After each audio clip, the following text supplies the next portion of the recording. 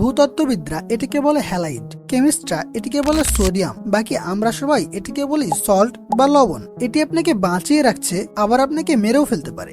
এটি বিদ্যুৎ পরিবহন করে, আপনার টি শার্টকে সাদা করে। এটি পাথর হয়েও এর স্বাদ অন্য পাথরের মতো নয়। আপনার খাবারের প্লেট এটি ছাড়া অপূর্ণ। লবণ পৃথিবীর প্রায় সব জায়গাতেই আছে, আমাদের শরীরের রক্ত থেকে শুরু করে পাথরে পর্যন্ত। বিশ্বজুড়ে লবণের প্রায় 14,000 ব্যবহার রয়েছে। বাতাস, আগুন এবং পানির পর লবণকে পৃথিবীর চতুর্থ গুরুত্বপূর্ণ উপাদান বলা হয়। কিন্তু কি এই লবণ? কিভাবে লবণ থেকে স্যালারি শব্দের উদ্ভব? কেন শুধু সাগরের পানিতেই লবণ রয়েছে? কেন লবণের ফলে খাবারের স্বাদ বৃদ্ধি পায়? লবণের বিভিন্ন প্রকার রয়েছে। আজকের ভিডিওটি সবচেয়ে পরিচিত লবণ অর্থাৎ সোডিয়াম ক্লোরাইড নিয়ে। বিস্ফোরক পদার্থ সোডিয়ামের 40% এবং ক্লোরিনের 60% যখন একসাথে হয় তখন তারা আয়নিক বন্ধন গঠন করে এবং ক্রিস্টাল তৈরি হয়। লবণকে ক্রিস্টাল অবস্থাতেই আমরা প্রকৃতিতে দেখি। লবণ পানি আকর্ষী পদার্থ, অর্থাৎ পানিতে লবণ খুব সহজে দ্রবীভূত হয়ে যায়। পানিতে দ্রবীভূত অবস্থায় লবণ পজিটিভলি চার্জ সোডিয়াম আয়নে এবং নেগেটিভলি চার্জ ক্লোরিন আয়নে ভেঙে যায়। লবণ প্রাকৃতিকভাবে রিসাইকেবল, তার মানে আপনি যে লবণ আজকে খেয়েছেন তা হতে পারে কোটি কোটি বছর পুরনো লবণ। যেহেতু লবণ প্রাকৃতিকভাবে রিসাইকেবল, তাই এটি কখনোই শেষ হবে না।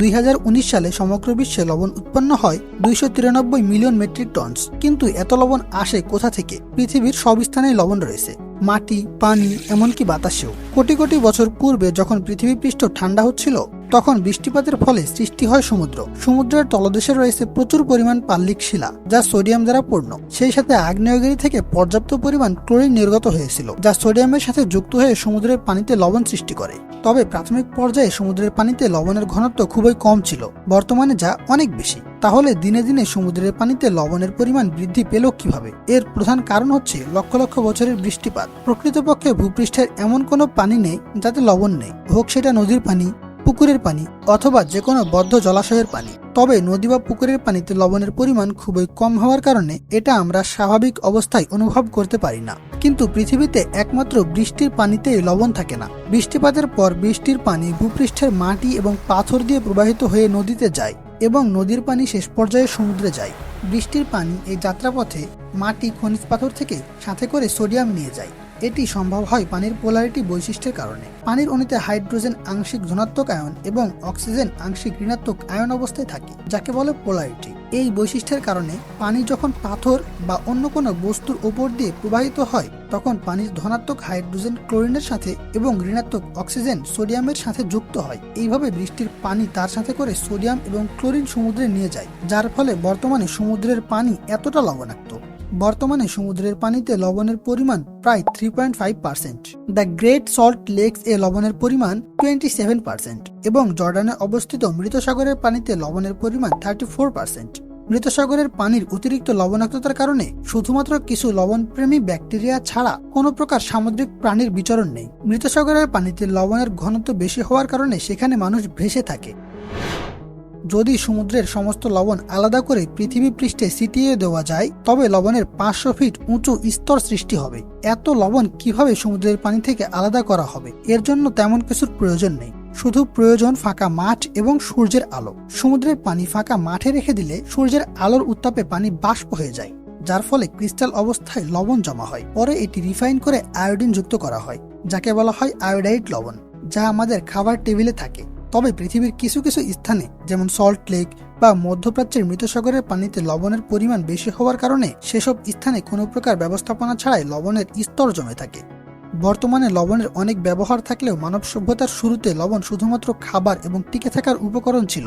খ্রিস্টের 2000 বছর পূর্বেই মানুষ উপলব্ধি করে লবণ খুব চমৎকার প্রিজারভেটিভস বা সংরক্ষক। সেই সময় মানুষ লবণ দিয়ে দীর্ঘদিন যাবৎ মাছ সংরক্ষণ করে রাখত এবং এরই ধারাবাহিকতায় মিশরীয়রা সর্বপ্রথম সল্টেড ফিশ অর্থাৎ শুটকি মাছ বাণিজ্যিকভাবে বিক্রি করা শুরু করে। খ্রিস্টের 1800 বছর পূর্বে চাইনিজরা প্রথম সমুদ্রের পানি থেকে লবণ উত্তোলন করা শুরু করে। ইতিহাসে ক্ষমতার অনেক পালাবদল হয়েছে এই লবণকে কেন্দ্র করে। রোম সাম্রাজ্যে লবণ খুবই গুরুত্বপূর্ণ ছিল। সৈনিকদের দীর্ঘ যাত্রাপথে খাবার সংরক্ষণ করার জন্য লবণ প্রদান করা হতো। ল্যাটিন ভাষায় সল্টকে বলা হয় স্যালারিয়াম।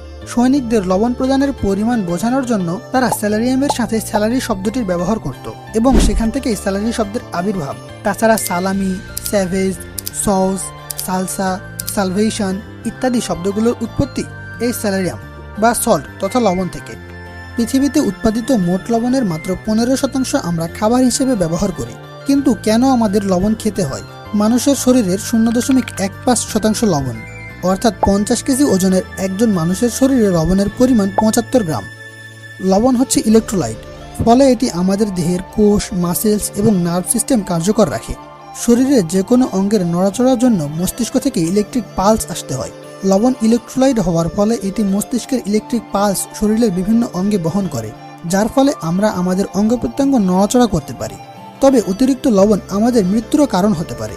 আমাদের শরীরের রক্ত, ঘাম, চোখের পানি লবণাক্ত, কারণ শরীর তার প্রয়োজনের অতিরিক্ত লবণ বিভিন্ন মাধ্যমে শরীর থেকে বের করে দেয়। স্বাভাবিক মাত্রায় অতিরিক্ত লবণ শরীরের পানি শোষণ করে নেয়, ফলে রক্তনালী সংকুচিত হয়ে যায়, যার ফলে রক্তচাপ বৃদ্ধি পায়। অতিরিক্ত লবণের ফলে যদি রক্তচাপ অতিরিক্ত পরিমাণ বেড়ে যায়, তখন সেটি মানুষের মৃত্যুরও কারণ হতে পারে। পৃথিবীতে উৎপাদিত মোট লবণের প্রায় 40% ব্যবহার করা হয় কেমিক্যাল অ্যাপ্লিকেশনে, কারণ লবণের সাথে পানি মিশিয়ে তড়িৎ বিশ্লেষণ করলে পাওয়া যায় ক্লোরিন, কস্টিক সোডা বা সোডিয়াম হাইড্রোক্সাইড এবং হাইড্রোজেন, যা খাবার, বিশুদ্ধ পানি এবং ফার্মাসিউটিক্যালস এর মূল ভিত্তি। লবণের প্রয়োজনীয়তা এবং ব্যবহার পরিধি খুবই বিশাল। সবকিছু বলতে গেলে ভিডিও অনেক বড় হয়ে যাবে। তবে লবণের ফলে কেন খাবারের স্বাদ বৃদ্ধি পায় সেইটা না বললে ভিডিও অপূর্ণ থেকে যাবে। আমরা যদি মানুষের জিহ্বার গঠন দেখি, দেখা যাবে test buds. Test buds individual cell দ্বারা তৈরি। প্রত্যেকটি সেলের মাথায় রয়েছে রিসেপ্টর, যা আলাদা আলাদা স্বাদের অনুভূতি সৃষ্টি করে। আমরা যখন লবণ খেয়ে থাকি, তখন লবণে থাকা সোডিয়াম রিসেপ্টরের মাধ্যমে টেস্ট বাডস এ চলে যায়, যার ফলে টেস্ট বাডস এর মধ্যে কিছুটা পরিবর্তন আসে। টেস্ট বাডস এর এই পরিবর্তন ব্রেনে সংকেত পাঠায়, যার ফলে সল্টনেস এর অনুভূতি সৃষ্টি হয়, এবং এজন্যই আমরা লবণের ফলে খাবারের স্বাদ অনুভব করি। লবণ পানির ফ্রিজিং টেম্পারেচার কমিয়ে দেয়, ফলে এটি বিভিন্ন শীতপ্রধান দেশের রেল লাইনে প্রচুর ব্যবহার হয়, যেন রেল লাইনে বরফ না জমে। তবে বাংলাদেশের বিষয় ভিন্ন। এখানে শীত বা বরফের কারণে নয়, বরং অতিরিক্ত তাপের কারণে রেল লাইন ক্ষতিগ্রস্ত হয়। দেখা হচ্ছে পরবর্তী কোনো ভিডিওতে। সেই পর্যন্ত ভালো থাকবেন, সুস্থ থাকবেন। ধন্যবাদ।